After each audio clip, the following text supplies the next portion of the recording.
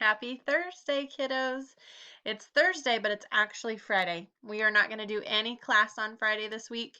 It's Easter on Sunday, so we want you to spend Friday and Monday this weekend with your families. So this is going to be a Friday on a Thursday. So you have social studies to do today.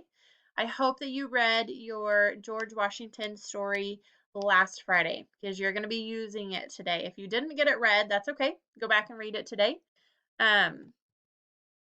We're going to walk through exactly what you need to accomplish today. So, you're going to review your George Washington story. Click there, go to Epic. Your story should be under your assignments. If it's not, let me know. Your job this week is to use that story to create a timeline. Now, a timeline is something that we use to track events that happen in order. So your timeline is going to end up looking like this. You can just grab a piece of notebook paper. And we are going to track 4 different dates from your story this week. The one that you read last week, actually, George Washington.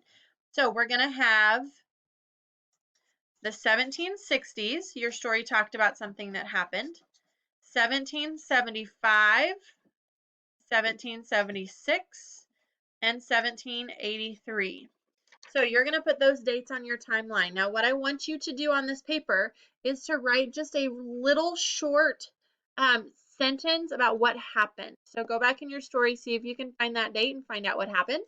You'll write what happened here, and then you'll draw a little picture of it right up above. Doesn't have to be perfect. I'm not an artist. You know that. Just do your best.